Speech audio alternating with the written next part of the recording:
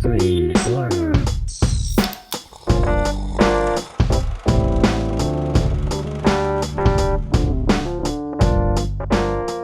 Hello and welcome to Screen Slurps, the movie review podcast where we discuss the good, the bad, and the savage in the world of cinema. I'm Adam Meisner. And for the very first time, I'm Laura Meisner. You've always been Laura Meisner in my eyes. Oh, that's very sweet. But legally, now You're I now am. legally Laura Meisner. That's right, ladies, gentlemen, people of all Of the types, all fantasy types, because this week we are talking about Dungeons and Dragons Honor Among Thieves. That's right, you could be an elfling, you could be a tiefling, you could be a dwarf, a gnome, you could be a dragon. An elfling. Is that not a thing? I think they're just elves. I thought there was, there's halflings, tieflings. I guess there We are. can adding to everything. Yeah, Humaning. humaning. I like that. I like that a lot, actually. Yes, this week, Dungeons and Dragons Honor Among Thieves. I'm very excited to be talking about this movie because why are there not more Dungeons and Dragons movies out there? Actually, should I take that statement back? I mean, we've had There's a few not that Dungeons and many, Dragons. though. It's true. A few. There should be more. Maybe there will be. Maybe there will be now that we've seen Chris Pine. Yeah. I feel like Stranger Things has really opened up the door for D&D to be cool. And so now we got this movie and maybe we'll get some more. I know. I feel that with Stranger Things, as you mentioned, there's so much more fantasy shows just emerging out there. And maybe it's not just Stranger Things, but maybe it's just the fact that... Well, I just brought up Stranger Things because they play D&D. You know, I can understand, but I think also among Stranger Things, it's just the fact that production companies such as A24 are just blossoming with just strange content. The weird is what's cool. You watch a movie like Hereditary, and then not only are you scared, but you're also like, hey, I like weird stuff. Yeah. No? I mean, I would not equate A24 with fantasy films. I get where you're going, though. I'll live in the dream myself.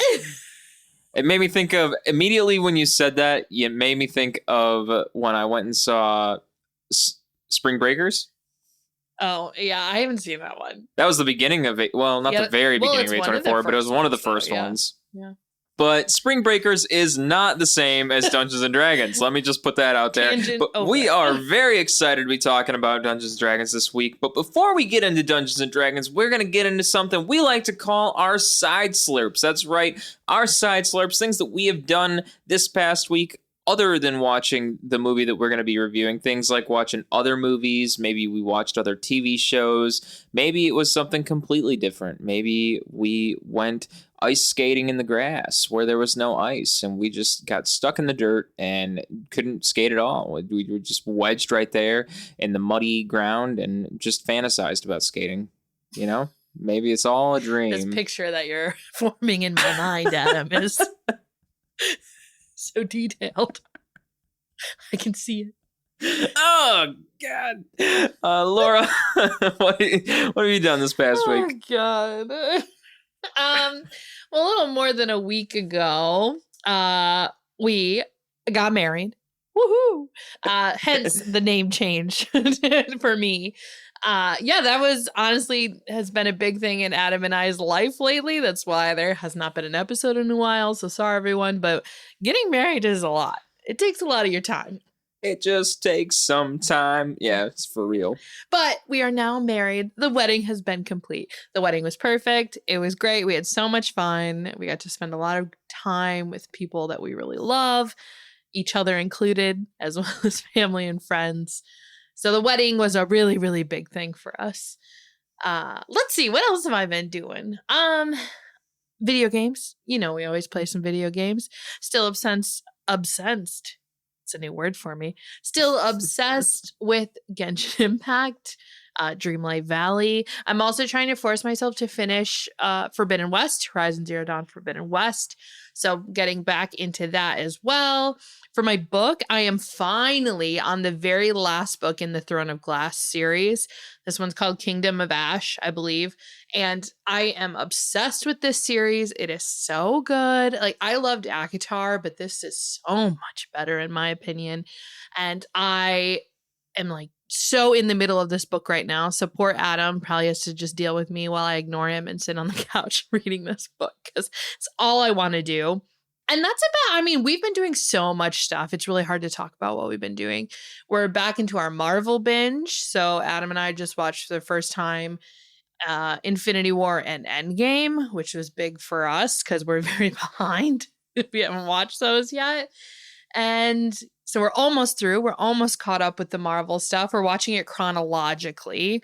So we have a good handful left to catch up, but we're getting there. Yeah, we got a ways to go still on the Marvel movies, but I'm happy that we were able to finish the Avengers series, and it was pretty depressing actually, finishing Endgame. I cried. The Avengers Endgame Yeah, film. I think I've talked about this before on the show. I'm one of those people where when everyone is obsessed with something, I'm either like on the bandwagon or I'm so against it because I'm just like, why does everyone love this? I refuse to watch it. So that's how I've become with Marvel. It's just like everyone's obsessed. It's so saturated, like media is so saturated with Marvel and superheroes. I could care less.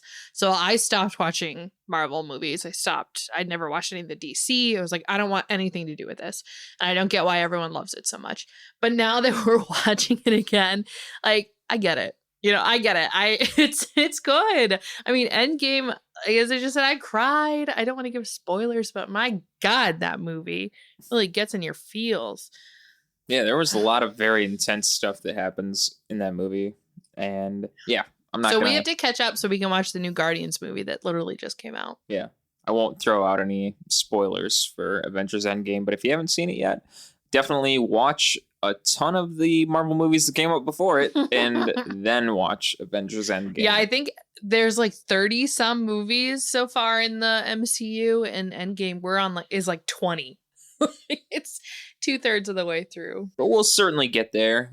Other than the Marvel films that Laura and I have been watching, we've definitely been binging the television show Moonshiner's Master Distiller, which is just a ridiculous show that we like to watch on the side. And if you haven't seen Moonshiner's Master Distiller, it is a show that has come out after the original series Moonshiners, which was basically it was just following a bunch of backwoods moonshiners who are trying not to get caught breaking the law. Can we really say that was actually happening, or they were really... It is illegal. No, I mean, but is the show really like that much of a documentary of that happening? Yeah. Who knows? It's reality television.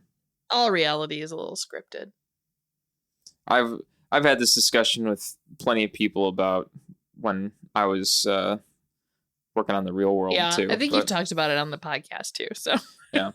But regardless of that, Moonshiner's Master Distiller is a game show. It's not even like a reality television show per se. It's more like it's a game show where competition.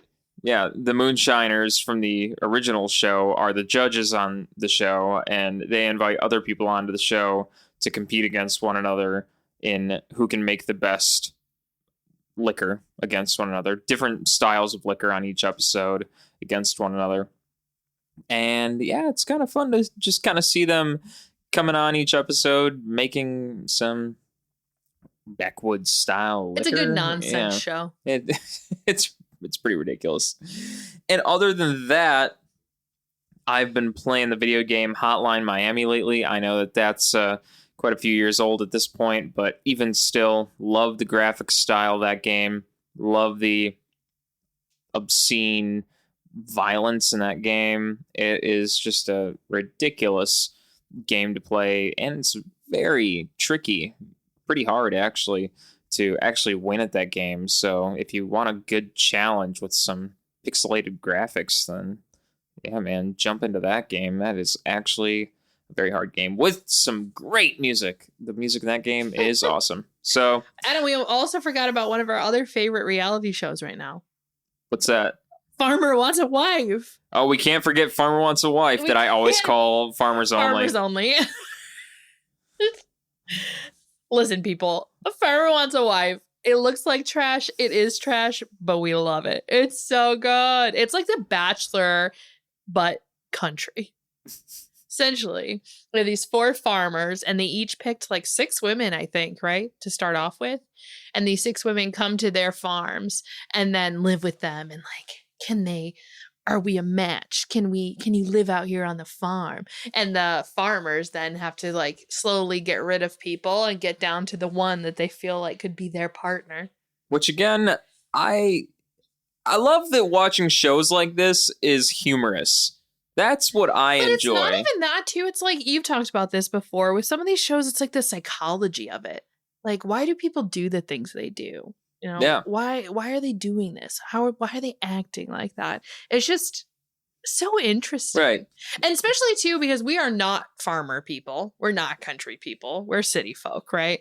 So it's interesting too to just see this other way of life that's so different from our own. No, I mean, you make a very great point. It's not to go back to my point. It's not that it's just that I shouldn't say it's just humorous. I find it a little bit funny because some of the things that these farmers are saying is like, as I watch the show, it gets to a point where these farmers are hanging out with, 3 or 4 different women, and the challenge for them then becomes that they have to get rid of one of them or something. And the line that they're telling the cameraman at that point is like, man, it's a real struggle. Like, it's so hard. And it's like, well, why is this so hard for you at this point? Or like, why are you having a real struggle? But it's a psychological struggle for them at that point to It's a lot figure of out. pressure to Yeah. pick who's going to be your person. Yeah. I mean, for us as viewers, it's like, why are you struggling? You're going on dates with 4 people or things like that. You're on entertainment television. But to them, it's like, I'm struggling because it's my life. Yeah. But yeah, it's fun. I like the farmers. You got Alan. He looks like, what's his name? Aaron Rodgers. Aaron Rodgers from the Packers. You've got Landon. You've got Hunter.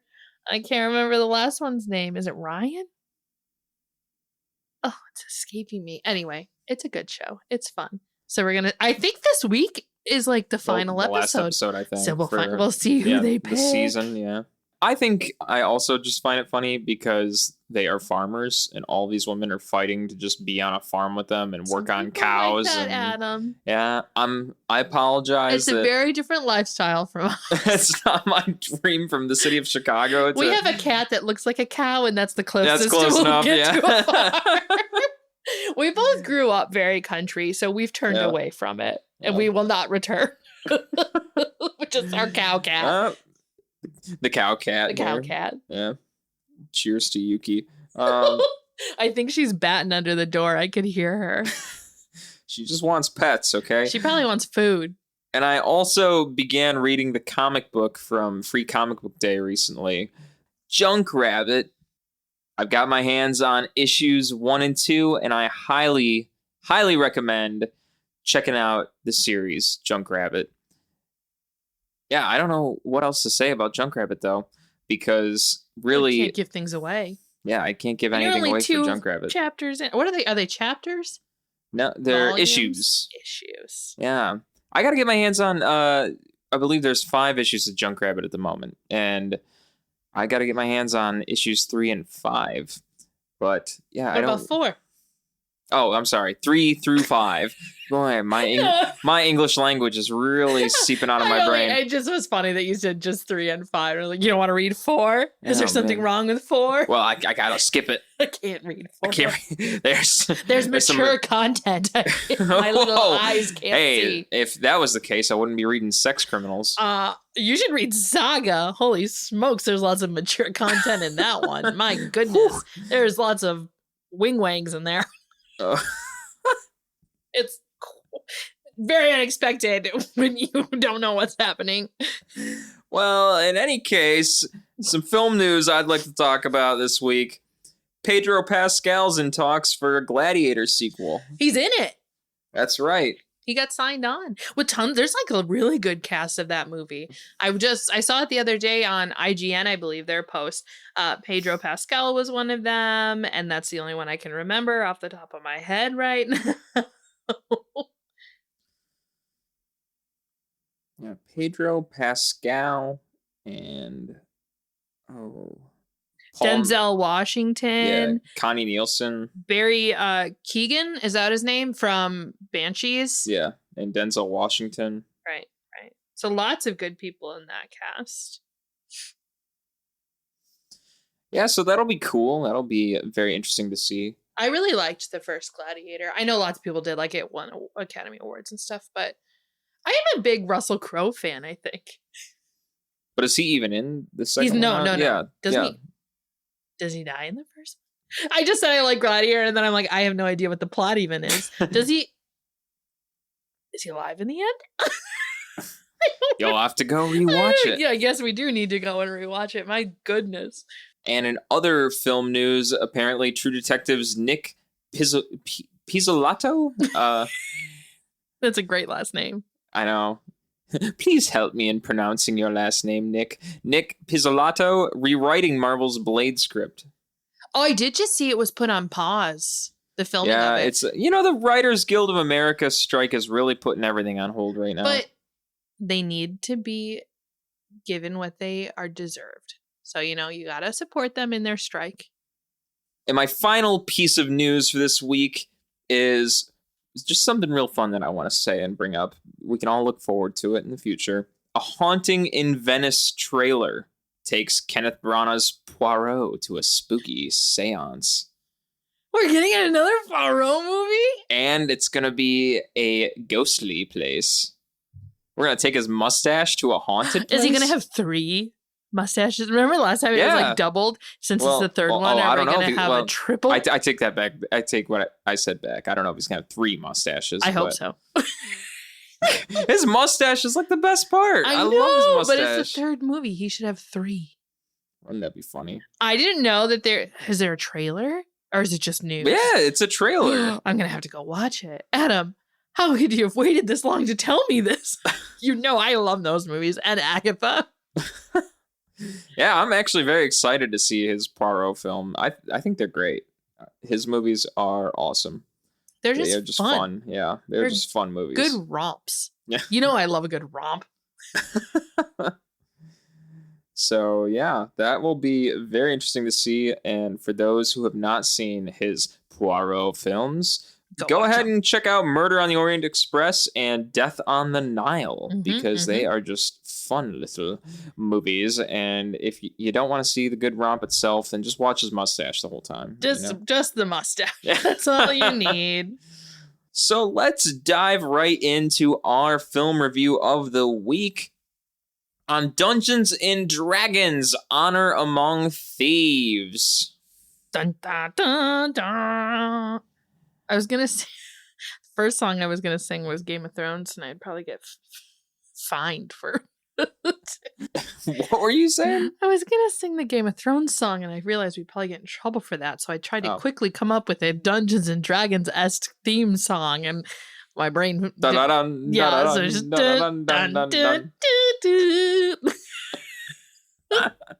You're the bard, Adam. You're the one that should come up with the music. Dungeons and Dragons we go. I'm the druid. I'll just turn into a mouse. I need to pull out my little guitar, like ukulele, mandolin or something. Just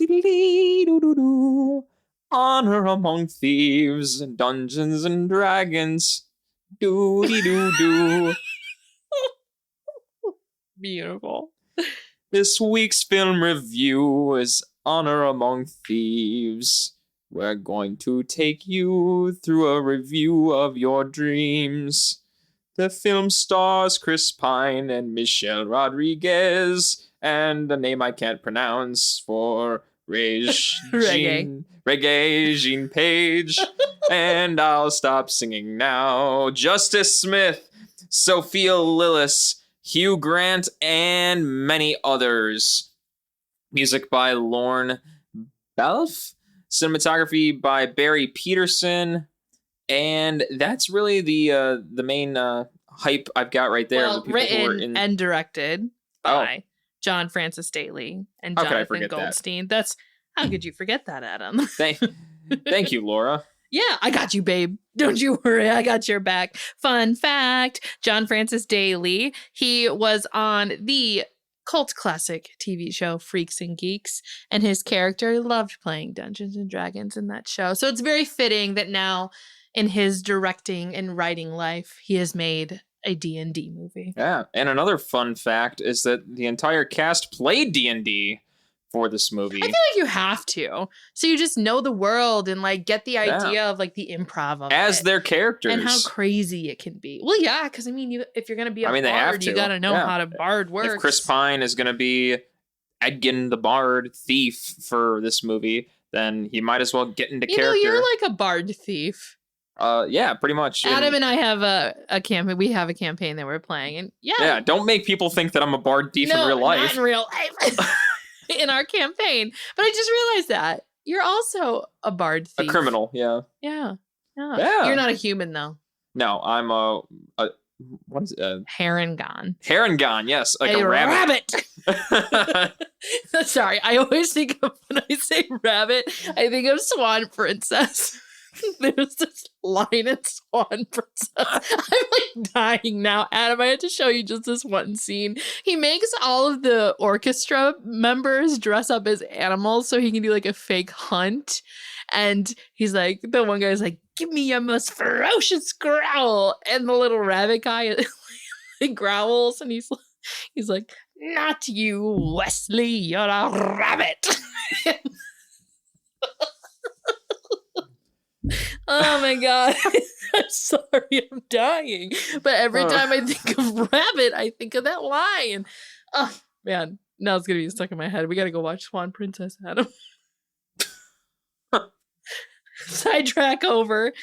But just to give a nice little plot synopsis of this movie, the plot of Dungeons and Dragons: Honor Among Thieves, in very brief summary. A charming thief and a band of unlikely adventurers embark on an epic quest to retrieve a lost relic, but things go dangerously awry when they run afoul of the wrong people. Now that's the very brief version. It's a pretty good synopsis, but yeah, honestly. It gives you a nice understanding of what's going on. Mm-hmm. And who better to be the charming thief than Chris Pine? I do like Chris Pine. He does it very well. Yeah, I mean, hey, he's charming everybody. Honestly, pretty much this every whole role he cast plays. though, because Michelle Rodriguez also, I feel like very underrated. She's yeah, great and I in, mean, like, I would not have everything she expected does. her to be a giant barbarian. Yeah. And Reggae. I mean, I love that man from Bridgerton, but in this one, he just plays it so good. He's just like such an enigma of a character. I wish he was kind of in it a little bit more. I do too.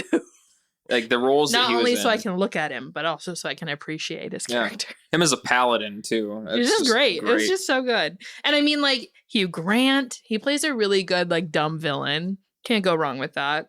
And Justice Smith, I feel like he's finally starting to like get a little more, get like bigger roles, get a little more out there. He did Detective Pikachu. He was in that one.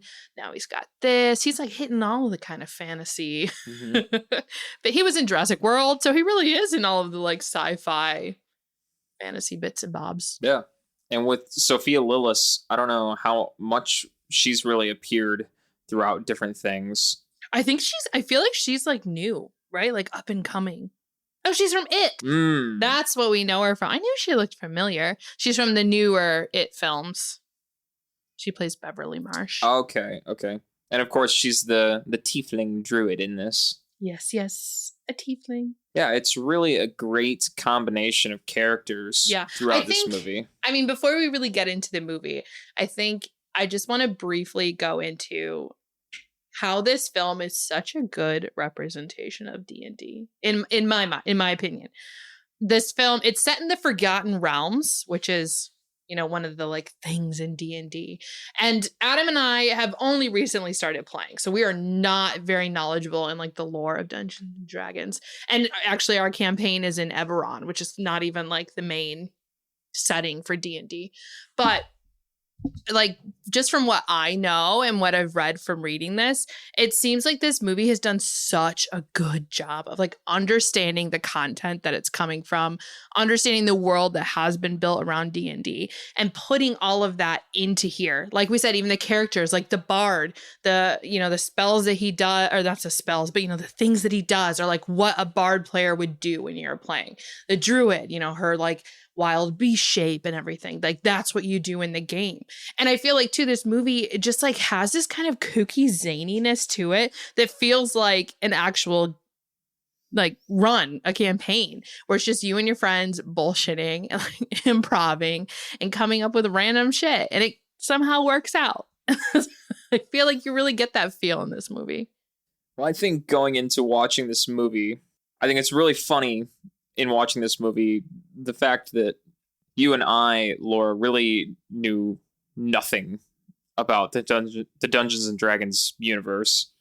And as it's all very much explained throughout the film, they explain all these different things in Dungeons and Dragons lore, such as character families, such as the Harpers, the Peacekeepers, the Red Wizard, Baldur's Gate, Revel's End, Neverwinter, the Mind Eater things, little brain eaty things. I can't remember what they're called, but we saw those in our campaign, and they showed up in the movie. And we saw the movie with the people that we play with, and I like turned to our DM and I was like, "Oh, I know what those are."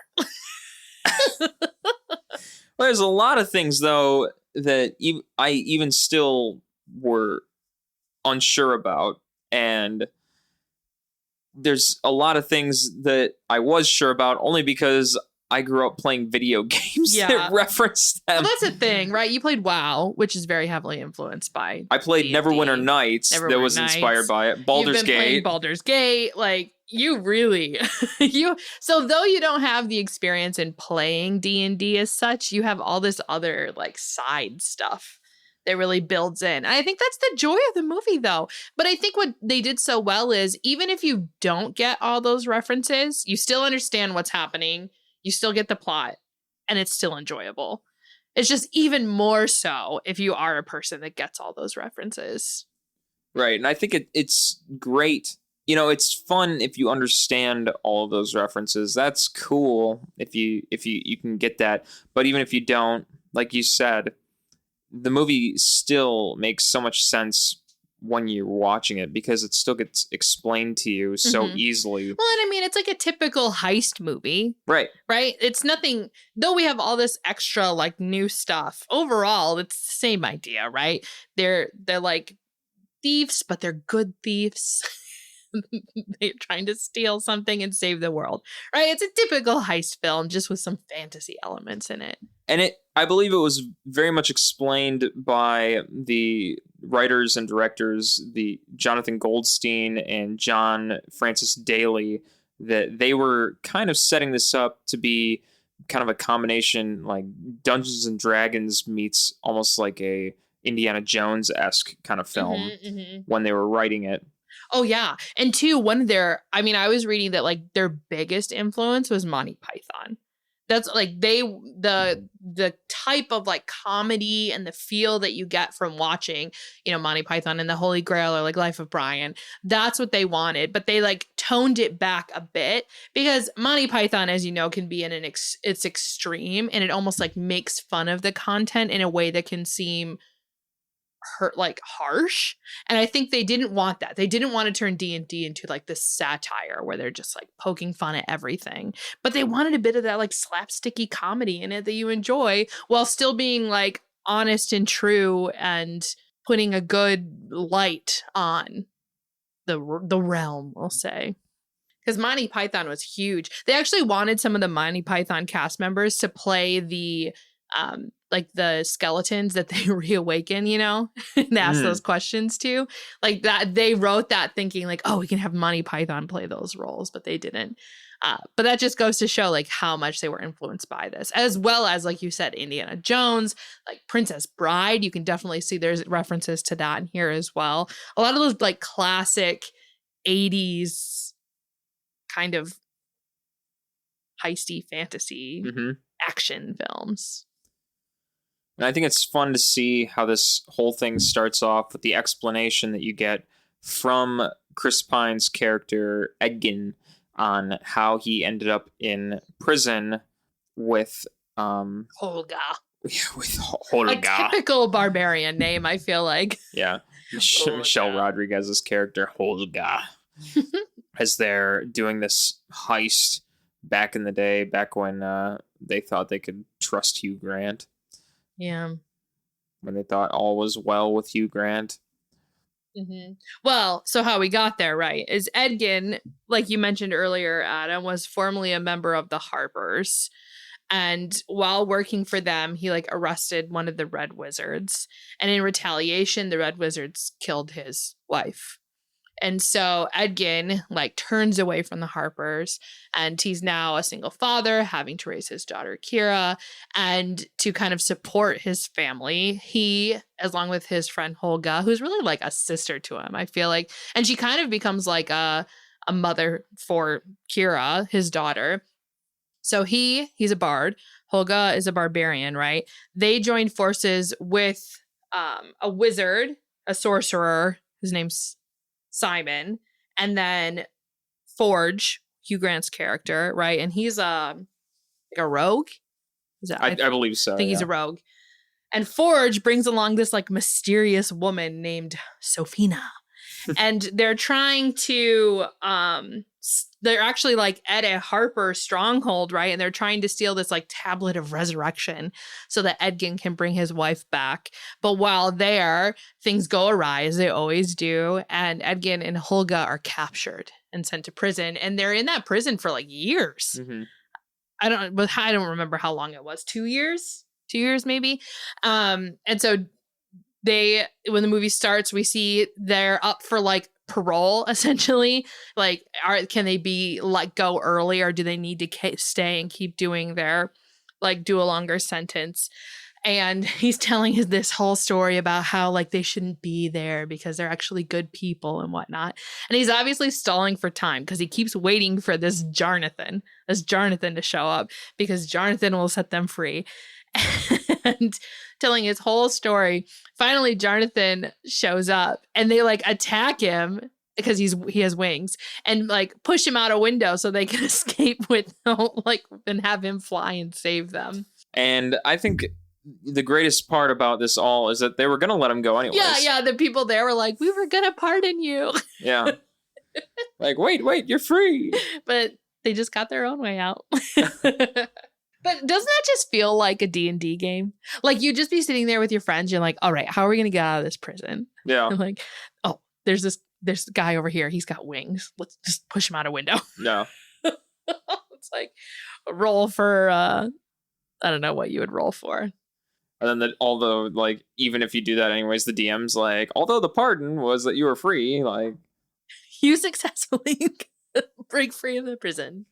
Yeah, and that's all just the beginning of this comedic heist film, essentially. Like, this is just the whole way through the rest of the movie, and I think it's great. And what also really took me by surprise with this movie, I'm not gonna lie, was the fight scenes. Like, they were actually done incredibly well. Yeah, so that was something I was gonna bring up when we got to the very end for the final fight scene, but I'll mention it now. I saw a TikTok that was talking about, and I didn't notice this while we were watching the movie, I think because I was just like so invested in what was happening. But if you watch the fight scenes, it's like D&D fighting. Like, each character has an action. Like, Holga will do something, then Edwin will do something, and then Simon, and then Doric, and then Sofina, and then it like restarts. Like, it's just like an actual like combat when you're playing D&D, where you have the rounds and everyone like takes their steps and their, action and wild action, whatever you want to call it. Yeah. which I found so interesting. And now I'm like, I want to rewatch some of it and see if that happens, like earlier. We have some earlier fight scenes, like when we first meet Doric, her character. And in the middle, like, I wonder if they're all like that. Yeah, I didn't even think about that when I was watching the movie. I didn't even think that it would TikTok play out like teaches that. you everything. Okay. But that's a very great point to point out, and I'll have to look into that. We'll go watch the fight scenes. Yeah, see into that, because just the way that the fight scenes look and how they are choreographed in the film just look fantastic. Mm-hmm. And it's just amazing how it goes from, I will say perhaps your standard dramatic film, so to speak, into this, it's like pulling a fight scene out of your pocket all of a sudden. You're like, whoa, like, where did that come from? Yeah. I really like the druid character, obviously, because I'm a druid. But when you get to see her, like, take on her wild beast shape. Oh, it's fight great. Like that. And then she, like, turns back into herself. It is so cool. On that, well, we haven't gotten to the point where we meet the druid character yet. So I'll hold my fun fact until we get there. But after escaping from prison, right, Edgin and Holga make their way to Neverwinter. And when they get there, they learn that Forge has somehow talked his way into being like the ruler of Neverwinter. And he's been raising Edgin's daughter, Kira, as his own. And he's kind of been like manipulating her to believe that her father is like a selfish prick who doesn't care about her. When in fact, like, he was trying to bring her mother back for her. But Forge has spent these last 2 years actually manipulating her to believe that her dad is like crap and doesn't care about her. And he's got Sofina with him still, who we learn is a red wizard. So Forge and Sofina are baddies. Yeah. Edgin thought that he could still trust Forge, but immediately learns that it's actually the exact opposite. Yeah, honestly. And so Sofina tries to like murder Edgin and Holga, but they manage to escape only because Holga, like, Edgin is kind of inept in all things. And when I was reading some reviews, people were actually kind of complaining about that a little bit, because bard characters actually are like a jack of all trades, right? They're Renaissance men, like, they're good at lots of different things. And so in the movie, they don't make Edgin out to be that way, right? He's just kind of there and things just like kind of work out for him. And he's like the planner, quote unquote. Mm-hmm. But in an actual game, like, bards can do a lot, Mm-hmm. Like, there's a lot they can do. So people were saying that was the one thing they felt like wasn't genuine to the actual game and how the character would be. Mm-hmm. Yeah, it'd be interesting to see Edgin, Chris Pine's character, be doing a little bit more bardic characteristic qualities. Yeah. I mean, he does sing once to like distract people. Yeah. Once that I remember, but It was nice to see the qualities of the other characters, though, like Simon's sorcery qualities. It was nice to see that him as a sorcerer, he wasn't all of a sudden the greatest sorcerer to start. That he had to kind of work to that. He's got rough beginnings. Yeah. Like, the only thing he can do is make it smell like fresh cut grass. Yeah. So that was nice. I mean, it's that humoristic quality of this film that they're playing around with. Mm-hmm. So, like, Simon is not this amazing sorcerer all around from the beginning to the end. It's that he starts off as kind of a, halfway quality sorcerer, and then as time progresses, then he becomes he gets better. Yeah. He levels up. Exactly. He levels up as he goes. I will say, though, with Reggae Jean Page, he is a amazing paladin from the beginning and until he's done. Till the end, yeah. Till the very end. He's just whole amazing. time he's on screen. He's just an amazing paladin nonstop. So yeah.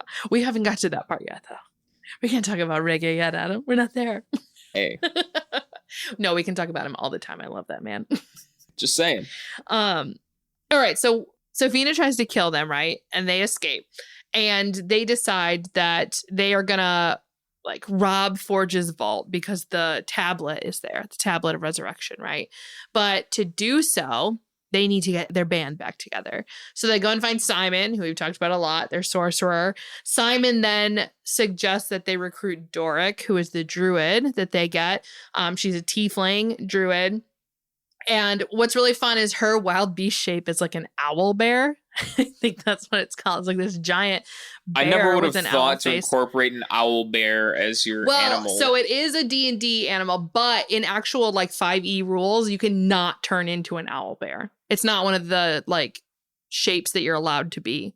But it was previously? I don't know. But I just saw like in current rules, you cannot be an owl bear because it's considered like a monstrosity or something. And that's not a shape that you're allowed to take. Because I was like, oh, I want to be an owl bear. But they specifically say like, no, you can't do it. I was like, what if on my third shape, like I can be an owl bear? But you can't. So I'll stick with my giant toad. And my giant toad. My first one is a flying squirrel, and my second shape is a giant toad. I like it. I do too. I like them a lot. But so they kind of like get the gang back together now that they have Simon and now that they have Doric, and they are like, all right, we're going to rob the vault.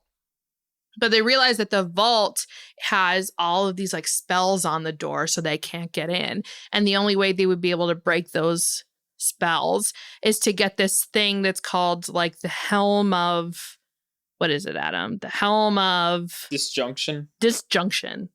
That's it. And that's where our good friend Reggae shows up. Yes. Zank Yandar. Yeah. So the helm has been lost. But Holg is like, well, my people had it last or something. So they go to the battlefield where like a bunch of these barbarians, whatever, died. And they do this spell to reawaken all these corpses and ask them questions to try and figure out where the helm was last. And this is another one of those like little comedic bits in the movie, right? Because the dead body wakes up and they're able to ask it 5 questions. And they ask it like, they're like, was that a question? And like, that counts as a question. And then it dies. Like, it's a nice little comedic bit to have those little skeletons. Or they forget to ask it a question. It's like, yeah, hey, they leave you it forgot alive. to ask me a question. But they learn that Zank, if that's how you pronounce his name, Reggae's character, was the last to have the helm. So they go and find him. And so in finding Zank, he happily obliges to help them in finding the helmet, but he lets them know it's going to be a dangerous mission in getting the helmet. The Underdark. They have to go to the Underdark.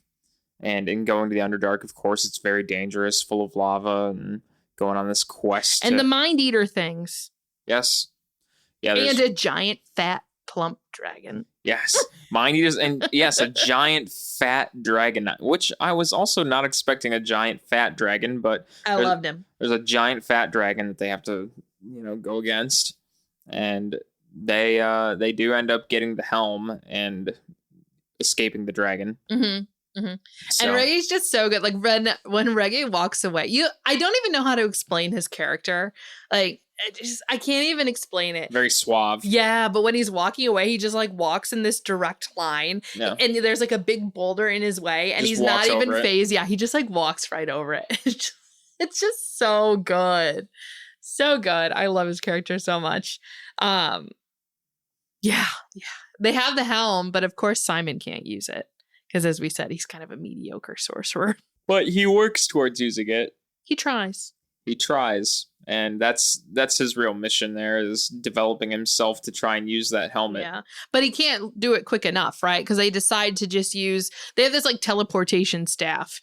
And since Simon can't master the helm, they decide to just use this teleportation staff to get them inside of the vault instead, which they do. They get in, but then they learn that all of the goods have already been moved onto a ship and they're captured and they're forced to compete in these like gladiator games that are going on. Mm-hmm. Yeah, the gladiator games were definitely an interesting thing that was going on. And it reminded me of Harry Potter and the Goblet of Fire. Oh, yeah. Because it was like a maze, like a labyrinth they were having to run through and find like chests and find the end of the maze. It made me think of Super Mario, actually. Just because all the little obstacles and Yeah. stuff. Yeah. Exactly. We did also just see that movie, so maybe that's why it was on the brain. Yeah. That could be true. And I also enjoyed seeing the mimic treasure chest that was in there, where you think it's an actual treasure chest, but then when it opens up, it's got the giant tongue and teeth. Yep. So yeah, the team, they end up surviving the labyrinth, the little maze, and they actually find the boat that Forge was putting all the gold on and like get away on it. Mm-hmm. Yeah. And they're But that's not the end. Yep. Well, they also get Kira back because and Edgin is able to like convince her that he's good and Forge is bad. Mm-hmm. So that's good. He's got his daughter back on his side. And they're still working on how they're going to take out Sofina and how they're going to take out Forge for trying to steal all this money. Oh, fun fact. I almost forgot. In the scene where they are in the maze, like in the labyrinth fighting, within that scene, the other characters that you can see that are also competing are from the animated series Dungeons and Dragons. So you see Hank, the ranger, Diana, the acrobat, Eric, the cavalier, like a bunch of like the characters from the animated series are portrayed by, and shown in that maze scene as the other competitors. That is cool. I thought that was fun. But yeah, they realize in the end there that Sofina is going to take out everybody in the arena. She's going to kill them all. It's all and make set them up there for her to zombies. kill all of them, make them zombies. And Forge is planning on leaving with all of the gold and riches in that boat. So they're going to actually make all of the gold disappear from that boat. So Forge can't just leave with all of it. And they're going to stop Sofina from taking everyone out in the arena. And that's where we get that cool fight scene I was talking about where they each do a round. Forge is like, oh, boo-hoo. But then they go and fight Sofina because she's actually the baddie. Mm-hmm. And they got that really cool fight scene where they're all bam, bam, bam. bam, bam, bam. With Sofina. And eventually, obviously, they win because that's what happens in movies. The good guys win for the most part. But they do so because Kira had this like invisibility pendant or whatever. So she was invisible and she clamped this bracelet around Sofina that like dampened her magic. So she wasn't able to do any of her magic and they were able to capture her and she gets like crushed by a building. Mm-hmm. And they managed to teleport all of the gold that Forge was trying to steal into the town. Yeah, so that all the people get all their gold back. Which was one of the things that like Edgin had to promise to Zank earlier in the film. Remember, he said like he would only help them get the helm if Edgin gave the loot to the town. Mm-hmm. So he fulfilled that promise. Good job. Good job, Edgin.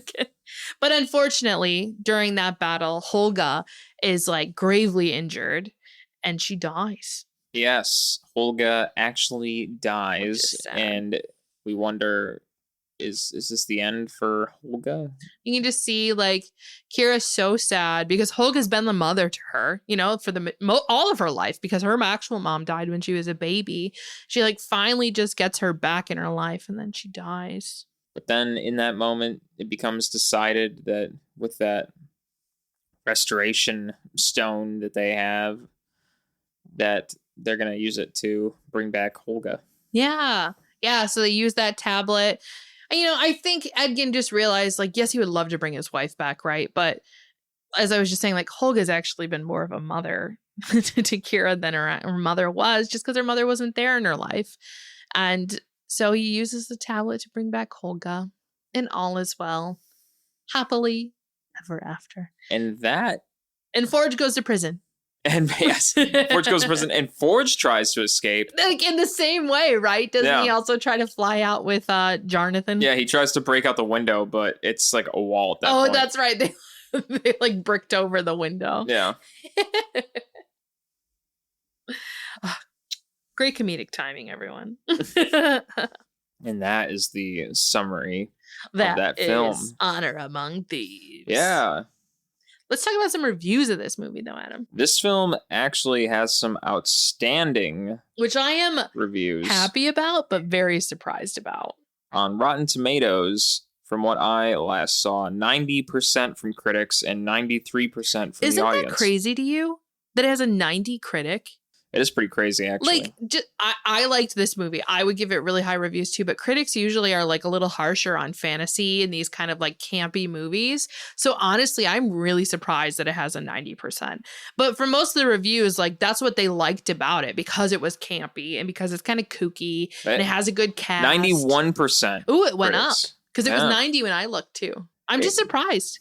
Happily so. Yeah, it's great rating on Rotten Tomatoes. I just honestly, again, I'm just so surprised it has such a high critic rating. I think that spells like good vibes, good juju for future fantasy and animated films, even outside of D&D, just like any fantasy in general. I think more people are starting to appreciate and like them. Yeah. So I'm looking forward to what else is to come. Yeah, I'm really curious to see what the future holds for not only the Dungeons and Dragons series, if there will be one. That's the question like there I could be have. a sequel. But also for Jonathan Goldstein and John Francis Daly, what else will they create? Yeah. Well, did you look at some of the other movies that they've done? I wrote some of them down. So they've also done. They did Spider-Man: Homecoming. They wrote, they didn't direct that one, I don't think, but they wrote, I might be wrong, so don't quote me on that. But Spider-Man: Homecoming, Horrible Bosses, Game Night. So they always kind of do these like kooky, fun, nerdy kind of things. That's interesting. And then here they come with Dungeons and Dragons film. Yeah. They just surprise everyone like, hey guys, we're nerds, you know, we just want to do Well, I a think D&D. everyone kind of knew that Daly was a nerd from Freaks and Geeks. He was one of the geeks. So it only makes sense. Yeah, that's what I was saying. Well, Laura, do you have any other fun facts about this movie? No, I think I went through all my fun facts that I had. Monty Pythons, the owl bears, the fighting. Well, then that brings us to our Slurps Up or Slurps Down section of this episode. Slurps Up meaning we think that it is great. We think that we recommend it for viewing, and we think that you should go check it out. And Slurps Down means that we do not recommend it. We give it a thumbs down, and we think that you should not watch the movie with your eyes closed. Laura, what do you think? Slurps Up or Slurps Down? A Slurps Up for sure. This movie was so fun. It was a good romp, as I like to say, a romp. It was campy. It was quirky. It had lots of good Easter eggs. The acting was great. I agree with the critics. I agree with everyone. I thought this movie was so fun. And I'd say even if you're not a Dungeons and Dragons fan, you can still enjoy this movie immensely. It's like so easy to digest. And so if you just want a good time out, good night out, go watch D&D, Honor Among Thieves. What about you, Adam? You feeling the same? I feel like you're feeling the same. Yeah, for me, I'm definitely going to give this movie a Slurps Up. I was pleasantly surprised with the quality of this movie. I think when I was going into it, I was thinking, I don't know what to really expect from this. I think that maybe with Chris Pine is the lead actor and a lot of the other supporting actors, I think that maybe this will be something that's worth my time, but I don't know if the quality of the film will really keep the ball rolling for something good. But actually, this movie was something that I thought was really good, actually. I thought that the movie was funny. I thought it was also thrilling. I thought that the fight scenes in it really delivered some quality action, and I would still recommend this movie to more and more people for the sake that I love the fantasy elements of this movie. Mm-hmm. And, personally, for that nerdist quality of this film, to be able to just teach people about the Dungeons and Dragons elements and all of those fantasy things, yeah, I would definitely recommend this movie to people. It's just fun. It's just a lot of fun. I will say, one thing I guess I forgot to mention was that as you were talking about just the quality of the movie, like it did have, a bigger budget, but it didn't do that well in the box office, unfortunately. But a lot of the critics were saying that the reason that it didn't do well is just because of scheduling. Like it came out around the same time as these other big nerdy franchises, right? It came out like the week before or after Super Mario Brothers. And like John Wick, right? Didn't that just come out too? So they were saying it's just if this movie, if they had scheduled the release better, it would have done better in the box office. But it was competing against Super Mario Brothers, which was like the top movie for like weeks on end. You know, you can't beat that. Can't beat Nintendo. Well, then you just got to go see both. We did see both. Look at us. I know. Look at our nerdy selves. Yeah.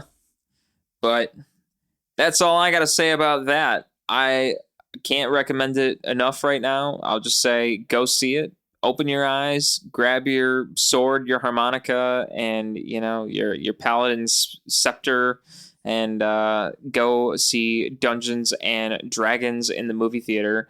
And prepare your spell book, write down your notes, and get ready to get all of your fantasy spells prepared. With that being said, that wraps it up for this episode of Screen Slurps. Be sure to follow us on social media at Screen Slurps on Instagram, Twitter, Facebook, and TikTok. And be sure to listen to us on Spotify, Ghana, or any other podcast streaming service out there. And if you enjoy what you hear, slide on over to Apple Podcasts and give us a 5-star rating. It will help us a lot. And if there's any crazy movies that you want to hear about, let us know. Leave a comment on one of our social media pages, and trust me when I say we will be sure to talk about it. So closing out, I'm Adam Meisner. And I'm Laura Meisner. Slurps up, and we will catch you later. Later.